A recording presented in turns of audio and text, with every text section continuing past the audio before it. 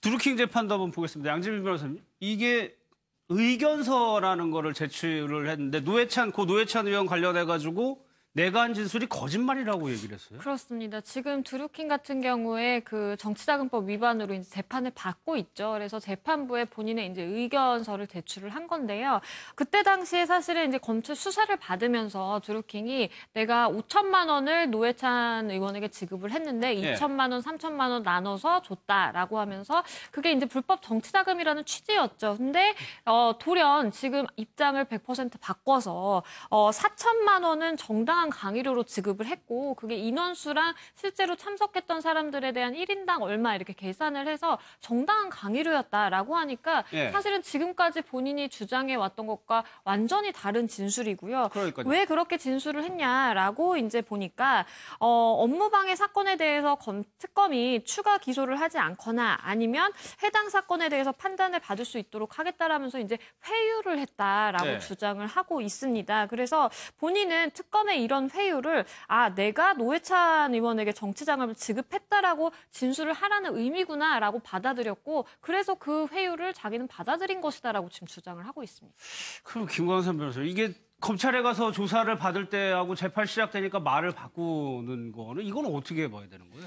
일단 그 드루킹 자체 진술이 이전에 보면 많이 번복이 됐어요. 그래서 드루킹 진술 자체의 어떤 신빙성의 문제가 굉장히 많이 논란이 됐고 지금 사실 뭐 여러 가지 뭐 그 느릅노 사무실에서 뭐 거기서 실질적으로 그 뭐 시연을 해줬냐 안 해줬냐 뭐 그것 가지고도 굉장히 말을 막 번복을 그랬잖아요. 근데 이제 저것은 진짜 뭐 저희 같이 전문가 입장에서 약간 헷갈리는 측면이 있죠. 왜냐면 지금 드루킹은 그랬던 것 같아요. 그 당시 업무방해로 그러니까 올해 초 민주당에서 고소한 사건으로 재판을 받고 있었잖아요.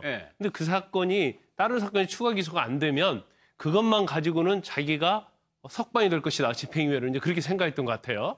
근데 이게 굉장히 재판이 늘어졌고 그다음에 그러면 추가 기소를 안 해주면 일단 이제 본인이 나오려고 했는데 그 추가 기소 안 해주는 걸 조건으로 해가지고 자기가 허위 자백을 했다.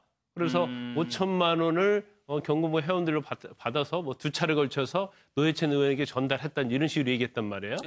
그런데 지금 공소장에 보면 이게 5천만 원하고 또 4천만 원이 또 하나가 있어요. 근데 4천만 원 자체에 대해서는 노회찬 의원도 인정을 했어요. 내가 절차를 거치지 않고 이 돈을 받은 거에 대해서는 잘못했다 이렇게 했거든요. 근데 노회찬 의원이 받았다는 것이 2016년도거든요. 근데 또 드루킹은 2014년도에 강의료로 이걸 줬다고 이렇게 또 얘기를 해요. 그러니까 지금 드루킹 진술 자체가 너무나 이렇게 진술이 번복이 되니까 설사 말이죠. 2016년도에 만약 5천만 원을 정말로 정치자금으로 줬다고 해봐요. 그런데 진술 자체를 계속적으로 저렇게 번복을 하다 보면 다른 어떤 진술 자체도 신빙성이 없어지는 거예요. 그리고 저렇게 진술 번복 자체는 사실은 김경수 지사 측에서 보면 재판 과정에 있어서 드루킹이 거짓말하고 있다. 다른 부분도 다 거짓말이다. 그래서 드루킹 진술을 신빙성을 없애버리면 사실은 김경수 지사 측은 무죄가 될 가능성이 크거든요. 그리고 저렇게 왔다 갔다 하는 것은 사실 재판 과정에서 김경수 지사에게는 굉장히 유리한 측면으로 흘러간다고 볼 수도 있어요. 그러니까 이게 신빙성이 좀 의심스럽기 때문에 노회찬 의원의 얘기를 들어보면 4천만 원을 절차상의 문제로 인해서 거기에 대해서 좀 유서에 밝힌 내용이거든요. 그 부분이. 지금 드루킹이 어제 재판부에 냈다는 의견서 내용만 봐도 제가 보기엔 드루킹의 진술에 상당한 좀 문제가 있지 않나 보여집니다. 어제 의견서 내용이 이렇게 돼 있지 않습니까? 특검이 조사 때마다 특검 조사에 협조해 준다면 업무방해 사건에 대한 추가 기소 등을 않겠다라고 회유했다. 이것을 드루킹이 이렇게 표현했어요. 특검이 고 노회찬 의원에게 정치자금을 지급했다고 진술해달라고 요청하는 것으로 받아들였다. 그래서 자기는 진술했다. 이 얘기거든요. 그러니까 저는 이것만 봐도 특검이 서로 그렇게 얘기를 했다고 하더라도 그걸 본인이 받아들이는 건 이걸 노회찬 의원에 대한 돈을 진술하라는 거구나. 본인이 판단해서 본인이 얘기를 했다는 거죠. 본인이 해석을 한 거죠. 그렇죠. 제가 보기에는 이런 부분들이 과연 재판부가 어떻게 보겠는가. 드루킹의 진술 부분을. 그랬을 때 상당히 지금 현재 드루킹이 얘기하고 있는 진술을 믿기는 좀 어렵지 않나 하는 그런 생각이 듭니다.